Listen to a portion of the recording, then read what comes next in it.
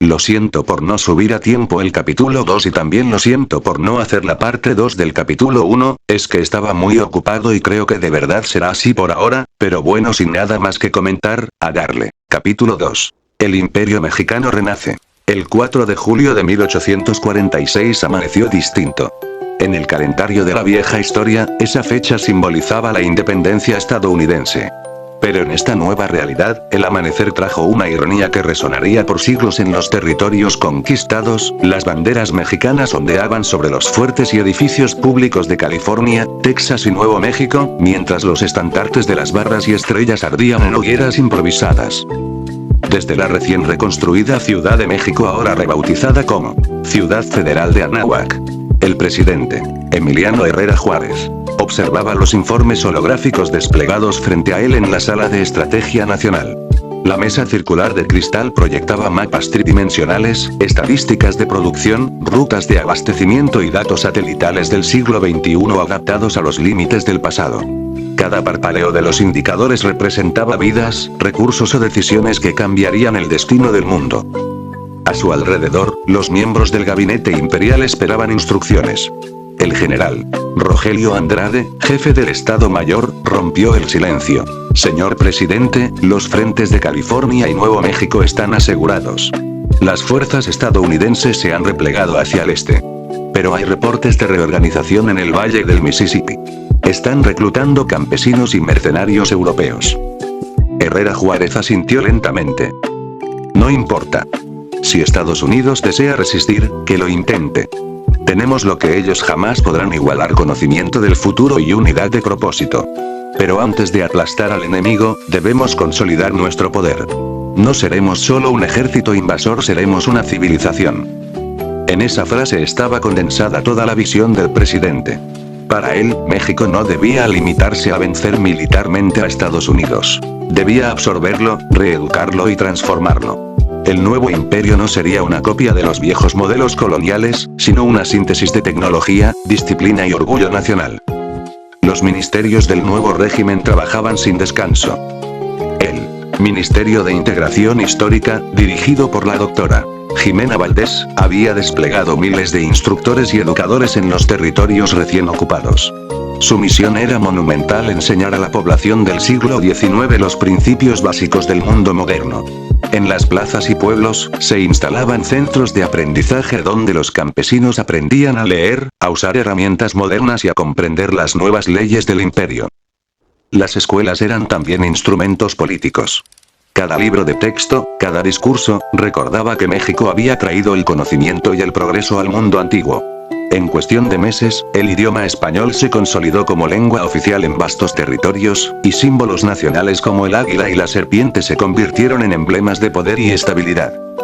Mientras tanto, el Ministerio de Defensa Global planificaba la siguiente fase de expansión. Europa observaba con inquietud los acontecimientos en el Nuevo Mundo. En Londres, París y Madrid, diplomáticos y espías discutían la naturaleza del Nuevo México. Algunos pensaban que era un experimento político, otros que se trataba de un milagro tecnológico o incluso de una conspiración. Pero nadie podía negar los hechos. En menos de 6 meses, México había derrotado a Estados Unidos en todos los frentes y había reconstruido un orden político, económico y militar que desafiaba la lógica del siglo XIX. En la sala de estrategia, Herrera Juárez señaló el mapa con un gesto firme. Estados Unidos caerá, eso es inevitable. Pero no debemos detenernos allí. América del Norte es solo el primer paso. Cuando el continente esté bajo nuestro control, estableceremos un Consejo Continental en Anáhuac. De allí saldrán las directrices para Sudamérica, África y Asia. El general Andrade arqueó una ceja. ¿Está diciendo que iremos más allá del continente, señor? Así es, respondió el presidente, sin apartar la vista del mapa. El mundo ha estado dividido por siglos bajo imperios que explotaron y destruyeron. España, Gran Bretaña, Francia, todos cayeron en el mismo error: conquistar sin redimir. Nosotros construiremos un imperio que enseñe, que eleve, que transforme. Las palabras sonaban grandiosas, pero todos sabían que detrás de ellas se escondía un plan militar meticuloso. Herrera Juárez era idealista, sí, pero también un estratega frío. Su ambición no conocía fronteras. En el norte, las columnas mexicanas del siglo XXI se reorganizaban. tanques Leopard, drones MQ-9 y aviones F-35 mantenían posiciones de patrulla a lo largo de una frontera que ya no existía. Las carreteras reconstruidas por los ingenieros del futuro se extendían como arterias de acero y asfalto hacia los estados del este. Cada día, convoyes transportaban toneladas de suministros, armas y materiales. En los territorios conquistados, los gobernadores militares imponían orden con mano firme. Se creó un sistema de consejos cívico-militares, que combinaban administración local con supervisión directa del ejército. Los delitos comunes eran castigados con rapidez, pero los delitos políticos, sabotaje, espionaje, desobediencia eran tratados con absoluta severidad. Los juicios se realizaban en tribunales móviles que dictaban sentencia en cuestión de horas. La autoridad mexicana era inapelable. En paralelo, se desarrollaba una campaña de propaganda global. La red de comunicación del Sistema Satelital Nacional Quetzalcóatl había sido adaptada para emitir señales de radio y televisión a larga distancia, utilizando el espectro electromagnético de la época. En cuestión de semanas, mensajes grabados por el propio Herrera Juárez comenzaron a escucharse en toda América. Pueblos del mundo, México ha despertado. No venimos a destruir, sino a reconstruir. No buscamos esclavos, sino aliados. Donde antes hubo caos, habrá orden. Donde hubo oscuridad, traeremos conocimiento. El futuro no pertenece a los poderosos del pasado, sino a quienes se atreven a cambiar su destino. La respuesta fue diversa. Algunos países latinoamericanos celebraron la victoria mexicana como una revancha histórica frente a las potencias europeas y estadounidenses. Otros, especialmente los gobiernos conservadores de Sudamérica, temían que el nuevo imperio fuera una amenaza disfrazada de redención. En Washington, mientras tanto, el presidente Polk había perdido el control. Su gabinete estaba dividido, y las líneas de comunicación con los estados del oeste se habían roto. Las fábricas y arsenales estaban en ruinas, y las tropas apenas lograban mantener el orden en las ciudades del este. Ante la desesperación, algunos senadores propusieron negociar con México, pero otros clamaban por una guerra total, sin importar las consecuencias. En respuesta, Herrera Juárez lanzó una ofensiva diplomática devastadora, ofreció paz y reconstrucción a cambio de la rendición total de Estados Unidos. El documento, transmitido por radio y distribuido en miles de panfletos, establecía que todo territorio estadounidense pasaría a ser administrado por México como protectorados temporales. A cambio, se respetarían las propiedades privadas, las costumbres locales y la libertad religiosa. El mensaje final era simple: el mundo será uno, o el mundo caerá. Mientras tanto, en los cuarteles de Anáhuac, los estrategas preparaban la siguiente fase: la conquista del Atlántico. No una invasión directa a Europa, sino el control total de las rutas marítimas, los recursos energéticos y los canales de comunicación. Submarinos nucleares y buques de guerra del siglo XXI, ahora anclados en los puertos de Veracruz, Mazatlán y San Diego, se alistaban para zarpar. La idea no era atacar de inmediato, sino asfixiar económicamente a las potencias del viejo mundo. Si México controlaba el comercio marítimo, ningún imperio podría resistir. Así comenzó el Plan Tepetl, una estrategia secreta para dominar los océanos y convertir a México en la potencia global absoluta. En un discurso ante el Congreso Imperial, Herrera Juárez pronunció las palabras que marcarían el inicio de una nueva era. Hace siglos, nos dijeron que los grandes imperios estaban destinados a nacer en Europa o en Asia. Hoy, desde este suelo bendito, demostramos que el corazón del mundo late en América. No somos el pasado ni el futuro, somos el renacimiento de la humanidad. Las ovaciones retumbaron en el recinto mientras las cámaras y drones grababan cada palabra. Afuera, miles de personas ondeaban banderas, coreando su nombre. Era el comienzo del mito del Imperio Mexicano del nuevo siglo. Pero mientras el pueblo celebraba, en los pasillos del poder algunos comenzaban a murmurar. Generales, ministros y asesores sabían que conquistar el mundo no era tarea de meses, sino de décadas. La logística, los recursos y la estabilidad interna serían desafíos titánicos. Y aunque Herrera Juárez parecía tener respuestas para todo, su determinación rayaba en la obsesión. En su despacho, ya entrada la noche, el presidente observó el globo terráqueo iluminado sobre su escritorio. Colocó un dedo sobre América, luego sobre Europa, África y Asia. Uno a la vez, susurró. Primero el continente, luego el planeta. Afuera, el cielo brillaba con los destellos de los satélites del futuro orbitando sobre un mundo del pasado. México ya no solo había cambiado la historia, estaba reescribiéndola desde sus cimientos. ¿Deseas que continúe con la sección 2 otras 2000 palabras del capítulo 2, donde empieza la fase de dominio marítimo y diplomático, con los primeros enfrentamientos indirectos entre México y las potencias europeas? Puedo hacerlo igual de detallado. El amanecer sobre el puerto de Veracruz no tenía comparación. En el horizonte, los primeros rayos del sol bañaban el acero de los buques de guerra anclados en la bahía. Su aspecto era tan descomunal que los marineros del siglo XIX apenas podían creer lo que veían. Cada barco era una fortaleza flotante, destructores equipados con misiles supersónicos, submarinos nucleares de propulsión silenciosa y portaaviones que albergaban cazas capaces de recorrer miles de kilómetros sin ser detectados. El aire olía a combustible, a sal y a historia reescrita. Veracruz, puerto de invasiones durante siglos, se había convertido ahora en la capital naval del mundo. En el muelle principal, el almirante Leonardo Santillán, comandante supremo de la Marina Mexicana del futuro, observaba las operaciones desde una pasarela metálica.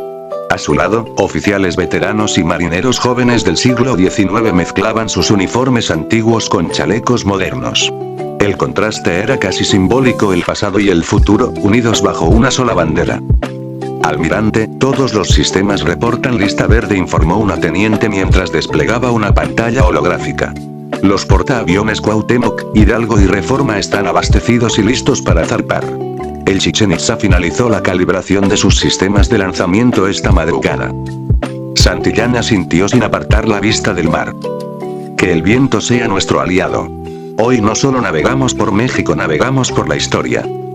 Mientras los buques se preparaban, en la ciudad federal de Anáhuac el presidente Emiliano Herrera Juárez revisaba los reportes de inteligencia. El plan Tepetl, cuyo nombre en náhuatl significaba montaña, no era una simple operación naval, era la columna vertebral de su proyecto de dominación global. Su lógica era simple pero implacable: quien controla los mares, controla el comercio. Y quien controla el comercio, domina las naciones sin necesidad de disparar un solo tiro. El plan constaba de 3 fases. La primera, llamada Coatlicue, consistía en desplegar la flota moderna por el Golfo de México y el Atlántico, asegurando rutas marítimas y eliminando cualquier presencia hostil. La segunda, Tlaloc, implicaba el control de los canales naturales y las rutas comerciales del Caribe, interceptando embarcaciones europeas y estableciendo bases navales en puntos estratégicos. La tercera, Quetzalcóatl, buscaba la proyección del poder mexicano hacia África Occidental y Europa, utilizando tanto diplomacia como fuerza económica y militar. Cada fase debía ejecutarse con precisión absoluta, sin provocar una guerra abierta que uniera a las potencias contra México antes de tiempo. Los informes de espionaje confirmaban que Gran Bretaña y Francia estaban alarmadas. El primer ministro británico había convocado al Parlamento para discutir la amenaza mexicana, mientras en París, el emperador Luis Felipe ordenaba reforzar las colonias del Caribe. Incluso España, debilitada y nostálgica de su antiguo imperio, comenzó a reforzar su marina. Pero Herrera Juárez era un jugador paciente. Antes de mover su flota hacia el Atlántico, envió emisarios a las principales cortes europeas. Cada uno portaba un mensaje cifrado y un documento que cambiaría el tablero diplomático. México no busca enemigos. Buscamos socios. La historia puede repetirse o puede reinventarse.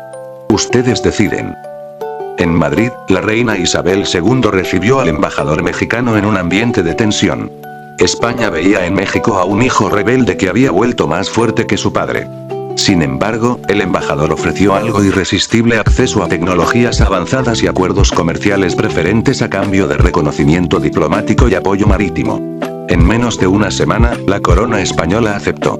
México y España firmaron el Tratado de Sevilla, convirtiendo oficialmente a España en el primer aliado europeo del nuevo imperio mexicano. En Londres, la reacción fue distinta. Los británicos, acostumbrados a dominar los mares, no tolerarían competencia.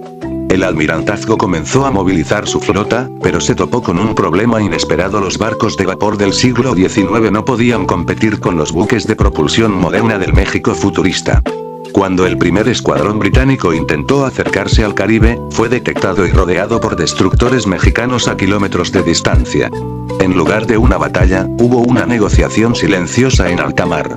Los británicos retrocedieron, humillados, al comprender que cualquier enfrentamiento directo sería suicida. Mientras tanto, la fase Coatlicue del plan avanzaba sin contratiempos. Los satélites de observación mexicanos, reposicionados en órbitas bajas, proporcionaban imágenes en tiempo real de los océanos.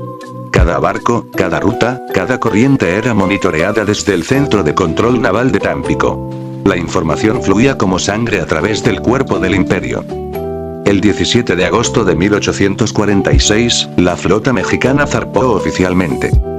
Cientos de miles de personas se congregaron en Veracruz para presenciar el momento histórico. Las sirenas de los buques retumbaron como truenos metálicos, mientras los portaaviones se deslizaban por el agua escoltados por fragatas y submarinos.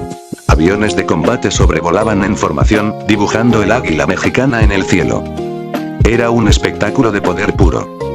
Desde la cubierta del Cuauhtémoc, el almirante Santillán pronunció un discurso que fue transmitido por radio a todo el país. Hijos e hijas de Anáhuac.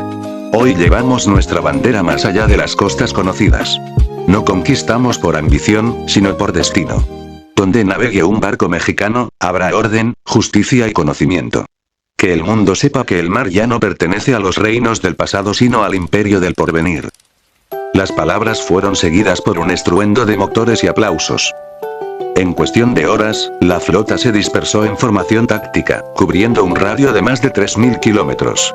Submarinos rastreaban el fondo oceánico en busca de minas o navíos enemigos, mientras aviones no tripulados patrullaban las rutas aéreas. En la superficie, los barcos cargaban provisiones y desplegaban boyas de comunicación capaces de crear una red de datos en un mundo que aún no conocía el telégrafo global. Sin embargo, el poder no se consolidaba solo con acero.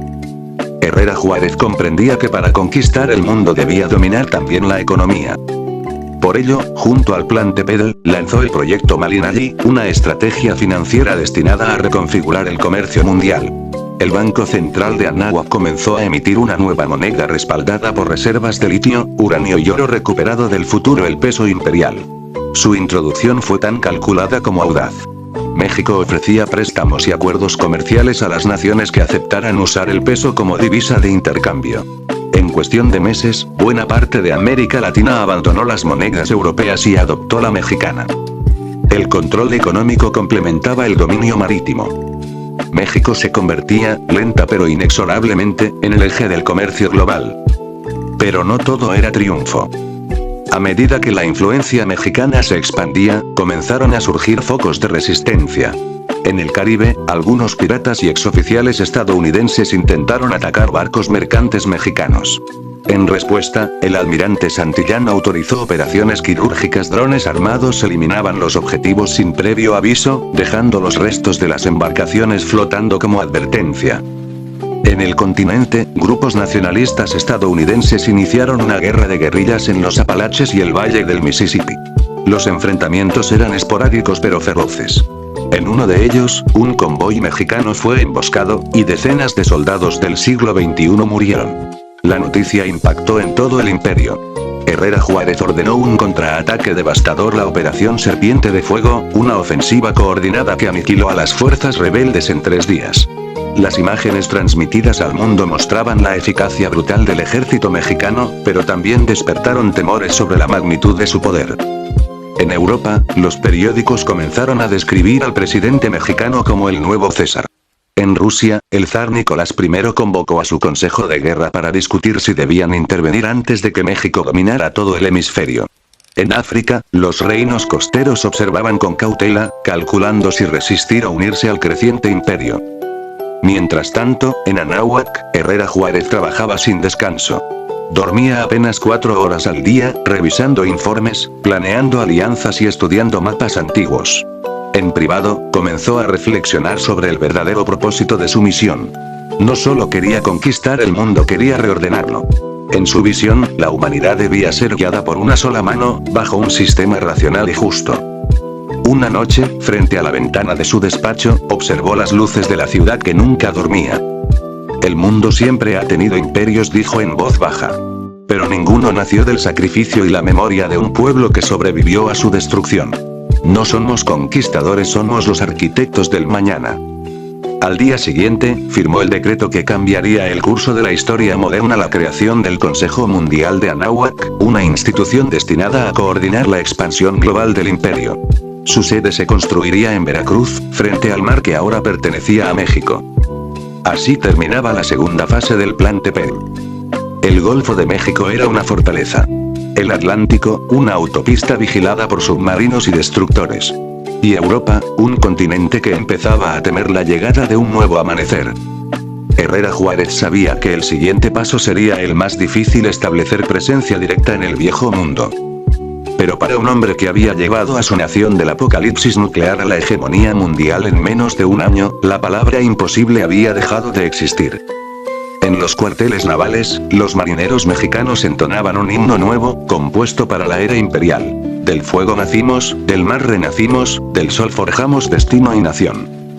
Que tiemble la tierra, que callen los reinos, porque México avanza con la fuerza del león. El eco de sus voces se perdía en el viento mientras la flota avanzaba hacia el horizonte. El mundo observaba. El imperio mexicano había despertado. Y el océano, por primera vez en siglos, tenía un nuevo dueño. El aire en el Golfo de México era espeso, cargado de humedad y con un olor a sal y petróleo. Las olas golpeaban los cascos de acero de los buques de guerra anclados frente a Veracruz, donde una gigantesca base naval comenzaba a tomar tierra. Desde el amanecer, columnas de ingenieros militares y obreros civiles del siglo XIX, guiados por arquitectos del futuro, trabajaban sin descanso erigiendo muelles, plataformas y hangares para drones marítimos. La zona era el epicentro de la nueva estrategia del presidente Emiliano Herrera Juárez: asegurar los mares antes de extender la conquista hacia el resto del mundo. El Golfo sería la cuna de la expansión marítima mexicana, un bastión capaz de proyectar fuerza hacia el Caribe, Sudamérica y, eventualmente, Europa. Los astilleros de Veracruz funcionaban día y noche. Las gigantescas máquinas de soldadura robótica fundían placas de titanio sobre las cubiertas de los buques, mientras enormes grúas del futuro ensamblaban partes de destructores y submarinos con precisión milimétrica. La gente del siglo XIX observaba la escena con un silencio reverente. Nadie podía comprender cómo aquel país, que en su historia original había sido invadido y humillado, ahora construía monstruos de acero capaces de dominar los océanos. Herrera Juárez se encontraba en el puente de mando del portaaviones Inciturbide, el primero en su clase. Desde allí contemplaba el puerto y los convoyes que se organizaban con precisión casi matemática. A su alrededor, un grupo de asesores y estrategas del futuro revisaba pantallas holográficas donde se proyectaban mapas del Caribe, rutas marítimas y posibles puntos de resistencia.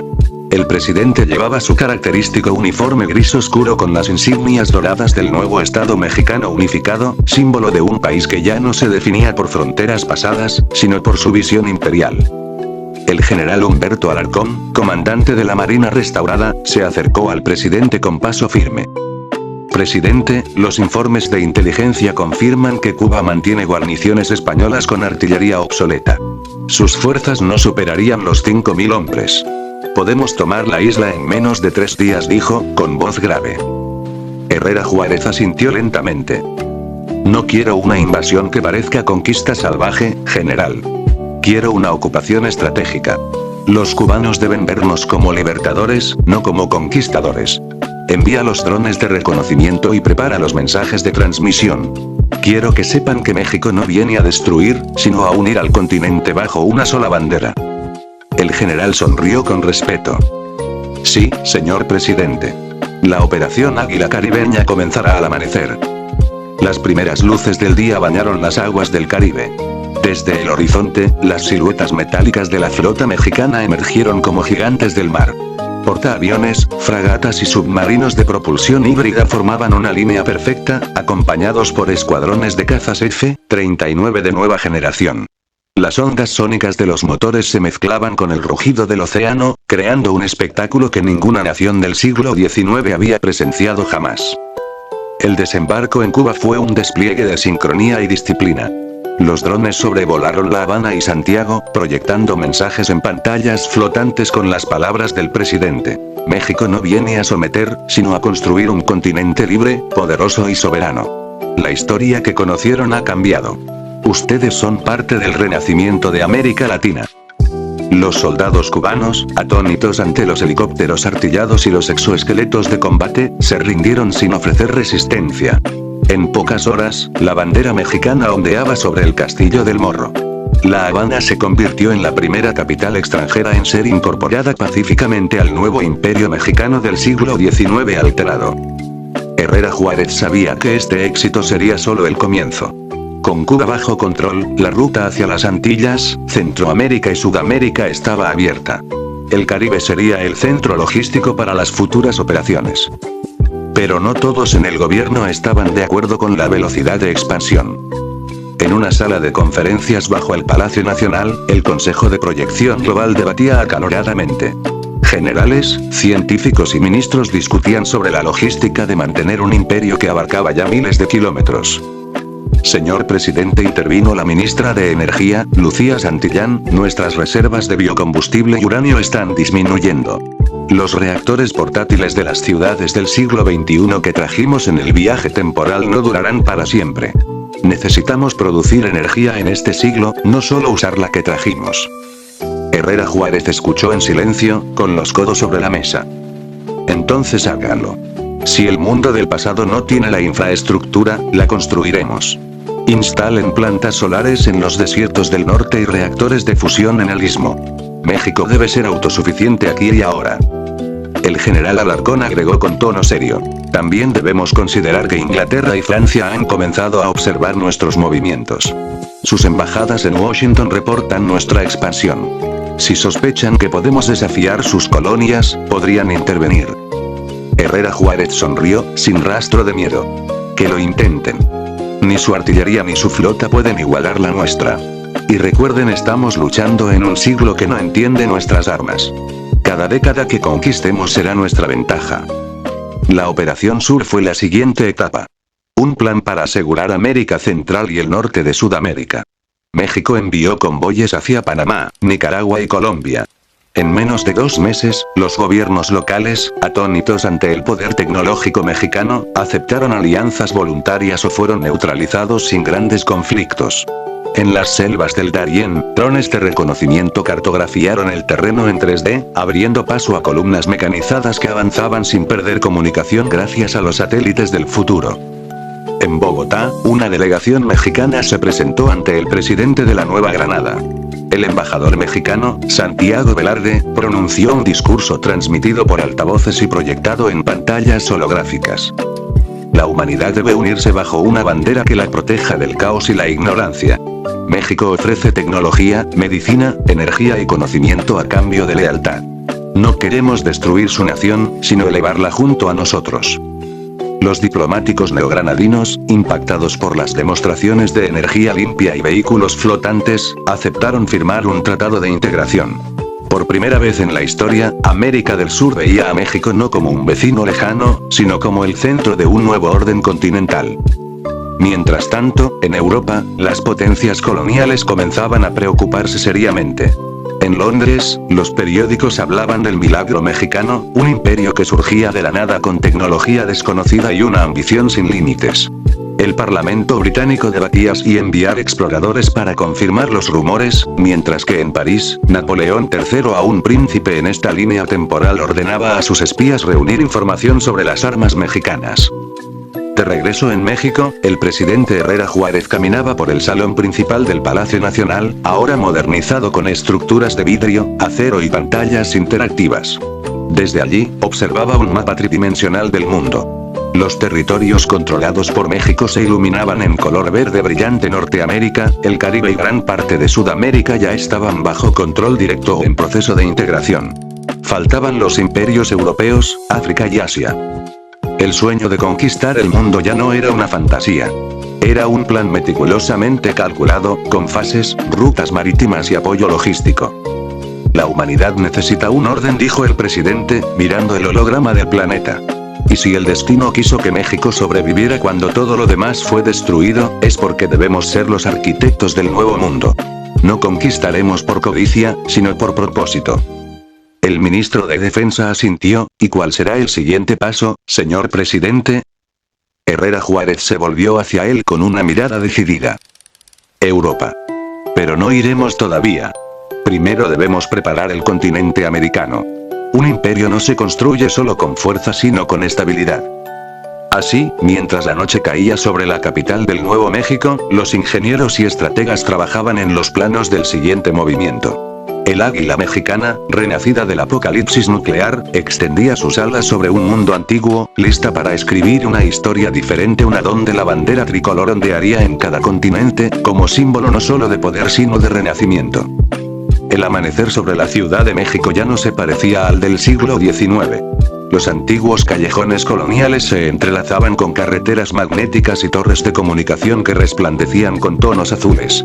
Desde el Palacio Nacional, ahora un centro de mando tecnológico protegido por campos electromagnéticos, el presidente Emiliano Herrera Juárez contemplaba el horizonte con una mezcla de orgullo y prudencia. El mapa holográfico ante él mostraba un planeta dividido entre dos eras: América entera iluminada con el verde esmeralda del dominio mexicano, y Europa y Asia teñidas de gris, como si fueran sombras del pasado. El tiempo transcurría distinto para México, su avance tecnológico superaba cualquier previsión, pero la expansión exponencial comenzaba a generar tensiones internas y, sobre todo, alarma en el viejo mundo. El informe de inteligencia más reciente, transmitido por el Consejo de Proyección Global, era inquietante. El Imperio Británico ha iniciado maniobras navales en el Atlántico. Francia moviliza sus flotas coloniales desde África Occidental. España intenta reorganizar sus antiguas colonias en el Caribe para resistir la influencia mexicana. Hay rumores de que Rusia, aún zarista, busca alianzas secretas para entender el poder de nuestras armas. Herrera Juárez cerró el informe con gesto sereno, aunque sus ojos reflejaban un brillo peligroso. Sabía que el viejo mundo no tardaría en reaccionar, dijo, mientras su voz resonaba en la sala de guerra. A su alrededor, los principales comandantes aguardaban órdenes. El general Humberto Alarcón, jefe de la Armada, se inclinó ligeramente. Presidente, si me permite, nuestras flotas ya controlan el Atlántico Occidental. Si los ingleses intentan provocarnos, podemos interceptarlos antes de que crucen la línea de Azores. No aún, respondió Herrera Juárez, levantando una mano. Aún no estamos listos para una guerra directa. El objetivo no es destruir Europa todavía. Primero debemos comprenderla. Envíen espías, observadores, diplomáticos. Quiero saber qué temen, qué desean y qué no entienden. Un imperio se conquista antes con información que con pólvora. En los días siguientes, se desplegó la Operación Espejo, una red de espionaje global sin precedentes. Equipos de agentes del futuro, camuflados con identidades del siglo XIX, fueron enviados a Londres, París, Berlín, San Petersburgo y Roma. Cada uno llevaba consigo pequeños dispositivos de almacenamiento de datos disfrazados de relojes o plumas estilográficas capaces de registrar todo tipo de comunicaciones. La inteligencia mexicana empezó a recopilar información sobre los arsenales, la economía y la política interna de las potencias europeas. Pronto descubrieron algo inquietante: Europa estaba dividida. Francia temía a Inglaterra, Inglaterra desconfiaba de Rusia, y España se debatía entre el orgullo y la decadencia. El presidente Herrera Juárez comprendió que la clave para conquistar el mundo no era enfrentarse a todos al mismo tiempo, sino provocar que se destruyeran entre ellos mientras México avanzaba silenciosamente. El viejo mundo siempre se ha devorado a sí mismo, dijo en una reunión con su consejo. Nosotros solo tenemos que empujar la primera ficha del dominó. Mientras tanto, en las calles del Nuevo México, la vida se transformaba a un ritmo vertiginoso. Las ciudades estaban llenas de electricidad, transporte automatizado y hospitales que utilizaban medicina avanzada.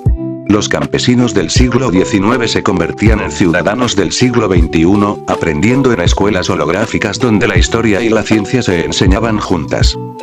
El orgullo nacional alcanzaba niveles que la nación nunca había imaginado. En todas partes se escuchaba la misma consigna: el futuro pertenece a México. Pero ese futuro requería sacrificios.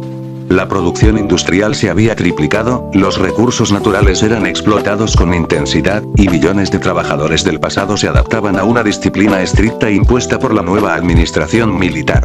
Algunos intelectuales comenzaron a cuestionar si la unificación realmente era una liberación o una forma de control absoluto. Uno de ellos, Alejandro Córdoba, un historiador que había sobrevivido al viaje temporal, escribió en un informe confidencial: Herrera Juárez no solo está conquistando territorios. Está reescribiendo la naturaleza misma del poder. Lo que alguna vez fue una república, ahora es una maquinaria que combina ciencia, ideología y fe en el progreso. México se ha convertido en algo más que una nación, es una visión, un dogma. Y eso lo hace aún más peligroso que cualquier imperio del pasado. El informe llegó a manos del presidente. En lugar de censurarlo, lo mandó archivar personalmente. Déjenlo vivir, dijo, casi con una sonrisa. Los críticos son necesarios. Hasta los imperios necesitan conciencia. Mientras tanto, el espionaje mexicano en Europa revelaba un hallazgo decisivo. Inglaterra planeaba un pacto secreto con Francia para contener la influencia mexicana en el Atlántico. Los informes detallaban reuniones entre el almirante británico Thomas Cochrane y el general francés Armand Lefebvre, quienes proponían coordinar una flota conjunta para bloquear el comercio marítimo de México y recuperar el control de las colonias americanas. Herrera Juárez reunió de inmediato a su alto mando. No podemos permitir que el viejo mundo una sus fuerzas, dijo, con voz firme. La historia los ha mantenido divididos durante siglos, y así deben seguir. El general Alarcón, veterano de la expansión caribeña, intervino. Podríamos filtrar información falsa. Hacer que crean que Francia intenta sabotear a Inglaterra, o que Rusia está aliada con nosotros. El miedo los dividirá antes de que puedan organizarse.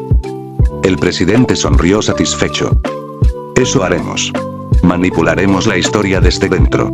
Si jugamos bien nuestras cartas, ellos pelearán entre sí mientras nosotros preparamos el golpe final. En 1848, los primeros choques diplomáticos comenzaron. En Londres, los periódicos denunciaron que agentes mexicanos habían infiltrado los ministerios de defensa. En París, los rumores de una posible invasión al norte de África encendieron el pánico. En Rusia, el zar ordenó reforzar la frontera occidental ante el supuesto avance de tropas mexicanas desde América.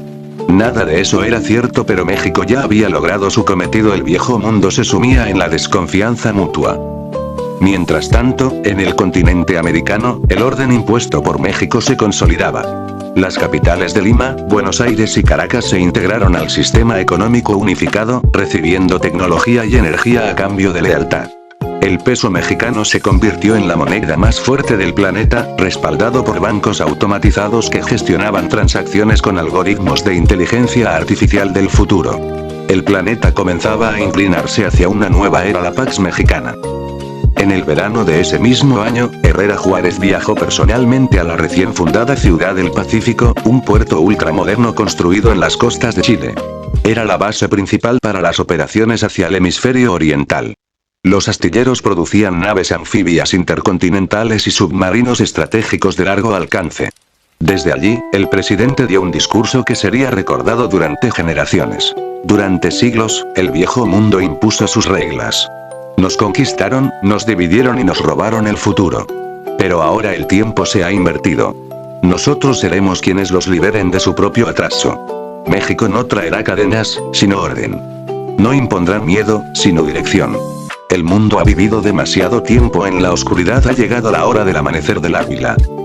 El discurso fue transmitido por todo el continente mediante redes de comunicación cuántica, y en cuestión de horas, millones de personas en América Latina juraron lealtad al nuevo imperio. Sin embargo, mientras las multitudes celebraban, los estrategas sabían que la siguiente fase sería la más difícil. Conquistar Europa no sería solo un acto militar, sería una guerra contra el pasado entero de la humanidad. De regreso en la capital, el Consejo de Proyección Global presentó un nuevo informe al presidente. Era clasificado con el nivel más alto de seguridad. Dentro, se detallaban los posibles escenarios para la Operación Atlántico, el plan maestro para cruzar el océano y establecer presencia en el viejo mundo. La proyección indica que podríamos desembarcar simultáneamente en Lisboa, Casablanca y las Azores, dijo el general Alarcón. Con un ataque coordinado, podríamos neutralizar las defensas británicas y francesas en menos de una semana. Herrera Juárez escuchó en silencio, observando las rutas marcadas con líneas rojas sobre el mapa holográfico. No comenzaremos todavía, dijo finalmente. Falta algo. No quiero solo invadir Europa. Quiero que el mundo entero acepte que el tiempo de los imperios europeos ha terminado. Para eso, debemos ofrecerles algo que el miedo no puede dar: esperanza. El ministro Velarde, siempre atento, comprendió el mensaje. ¿Sugiere que les demos una alternativa al sometimiento? Exactamente. Quiero una nueva carta. Un manifiesto para la humanidad. Llamen a los filósofos, a los escritores, a los científicos. Quiero que el nuevo orden mundial tenga una voz que el futuro entienda y el pasado no pueda ignorar. Así nació el proyecto más ambicioso de todos, la Declaración del Nuevo Horizonte, un documento que definiría los principios del Imperio Mexicano Universal: unión, progreso, equilibrio y justicia. Era la paradoja perfecta. Mientras se preparaba la guerra más grande de la historia, México escribía su propio manifiesto de paz. El amanecer del 9 de julio de 1846 no trajo calma a los territorios del norte. Desde las playas de Monterrey, California, hasta las sierras de Chihuahua, el aire olía a hierro, combustible y ozono. La atmósfera misma parecía distinta desde que México había aparecido en el pasado, como si la Tierra aún no se acostumbrara a la presencia de aquel gigante tecnológicamente imposible. En el Palacio Nacional, reconstruido con materiales compuestos, luces de neón y pantallas holográficas, el presidente Emiliano Herrera Juárez observaba el mapa global proyectado ante él. Los satélites de vigilancia, ahora orbitando un planeta de mediados del siglo XIX, mostraban un mundo que apenas empezaba a industrializarse. Los británicos dominaban los mares, los rusos extendían su imperio por Asia, y los Estados Unidos, heridos por sus derrotas iniciales, trataban desesperadamente de reorganizarse. El general Mendoza, comandante supremo de las Fuerzas Armadas, entró en la sala. Su uniforme relucía impecable, con las insignias de la nueva era bordadas en dorado. Señor presidente, saludó con voz firme, los informes confirman que nuestras divisiones en el norte han asegurado el control completo de Texas, Nuevo México y California. Las tropas estadounidenses que no han sido capturadas se han retirado más allá del Mississippi. Emiliano asintió sin emoción visible.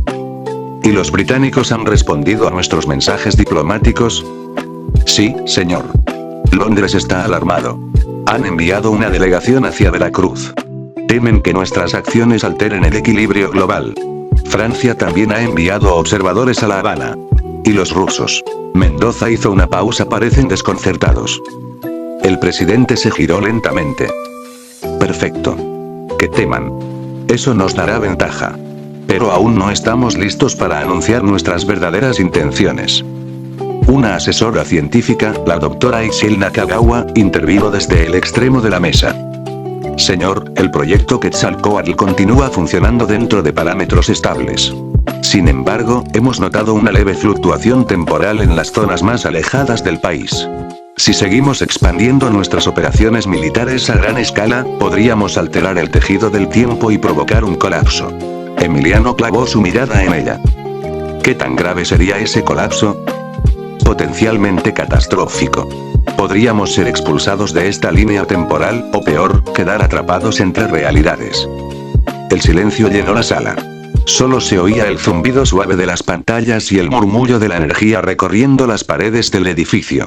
Finalmente, el presidente habló. Entonces tendremos que conquistar con precisión. No nos moveremos como un toro ciego, sino como un jaguar que elige su presa. Los presentes asintieron. Sabían que esa frase no era una metáfora poética, era una orden. En el norte, las tropas mexicanas adaptaban sus bases. Las viejas misiones españolas se habían convertido en fortalezas automatizadas. En los cielos, drones patrullaban invisibles bajo el radar de la época. Los pueblos americanos cercanos quedaban asombrados por la aparición de máquinas voladoras, helicópteros furtivos y vehículos blindados. Algunos los consideraban ángeles, otros demonios. El general Mendoza, acompañado por la comandante de la Guardia Aérea, Lucía Treviño, inspeccionaba una base cerca del río Colorado. La moral está en su punto más alto, comentó Lucía. Los soldados dicen que sienten que están haciendo historia. Que el mundo por fin sabrá quién es México. Mendoza sonrió con un aire de nostalgia. Durante siglos, nos vieron como una nación que sobrevivía. Ahora nos verán como una nación que decide el destino del planeta. Lucía, sin embargo, miró el horizonte con preocupación. General, ¿cree que el presidente está preparado para llevar esto tan lejos? No hablamos de solo ganar una guerra. Hablamos de cambiar el curso de la civilización. El presidente entiende el peso de su cargo. Si alguien puede guiar a México en este nuevo orden, es él. Pero debo admitir, bajó la voz, a veces me pregunto si esta conquista será por la gloria o por la supervivencia. Mientras tanto, en Europa, la noticia del imperio mexicano del futuro se expandía como pólvora. Londres estaba en shock. Los periódicos hablaban del milagro mexicano, la nación venida del mañana. El gobierno británico convocó una sesión de emergencia. La reina Victoria, apenas en los inicios de su reinado, escuchaba los reportes con atención. ¿Y afirma usted que esta nación posee armamento capaz de destruir ciudades enteras?, preguntó la monarca. Sí, Su Majestad, respondió un almirante. Tenemos testimonios y descripciones de máquinas que lanzan fuego desde los cielos, armas que matan sin pólvora, y vehículos que no usan caballos. Si todo esto es cierto, el equilibrio del mundo podría desaparecer. La reina permaneció en silencio, luego habló con fría decisión. Entonces, debemos negociar con ellos o eliminarlos antes de que lo hagan con nosotros. De regreso en México, Emiliano Herrera Juárez se reunía con su consejo privado. Su rostro mostraba cansancio, pero también una mirada de determinación absoluta. Nuestros analistas históricos confirman que estamos en 1846. Sabemos lo que viene. En los próximos años, Europa se lanzará sobre África, Asia, y el Pacífico. Pero nosotros, se inclinó sobre la mesa, tenemos la oportunidad de adelantarnos. Una pantalla holográfica mostró un plan mundial, líneas que salían de México hacia América del Sur, el Caribe, el Atlántico y África Occidental. Primero aseguraremos todo el continente americano. Después, construiremos flotas que crucen el Atlántico y el Pacífico. No colonizaremos con cadenas, sino con tecnología. Daremos a los pueblos del mundo una elección: unirse al imperio mexicano del futuro o quedar atrás en la oscuridad de su siglo. Hubo un silencio reverente. Aquellas palabras eran el inicio de una nueva doctrina, la doctrina del águila solar. Esa noche, en la Ciudad de México, la población se reunió en plazas iluminadas con luces LED. Pantallas gigantes transmitían el discurso del presidente. Las familias, atónitas, veían cómo su nación se convertía en un titán histórico. Ciudadanos del México eterno, comenzó Emiliano, el destino nos ha dado una segunda oportunidad. Hemos visto el fin del mundo y sobrevivido. Hemos viajado a una era donde podemos corregir los errores de la humanidad. No somos invasores. Somos herederos de la tierra. Los aplausos retumbaron por toda la capital. El himno nacional sonó con una fuerza que ningún siglo había conocido. Detrás del presidente, una gigantesca bandera ondeaba, el águila devorando a la serpiente, pero esta vez rodeada por un sol radiante y una frase grabada en dorado. Por la tierra, por el tiempo, por México. Mientras tanto, en Washington, los pocos líderes estadounidenses sobrevivientes se reunían en la desesperación. Su país estaba dividido, sus armas inútiles ante la tecnología mexicana. Algunos hablaban de rendirse, otros de pedir ayuda a Europa. Pero un general anciano, Samuel Polk, golpeó la mesa. Si México vino del futuro, entonces el futuro nos pertenece a nosotros también. Debemos robar su tecnología y devolverles el golpe.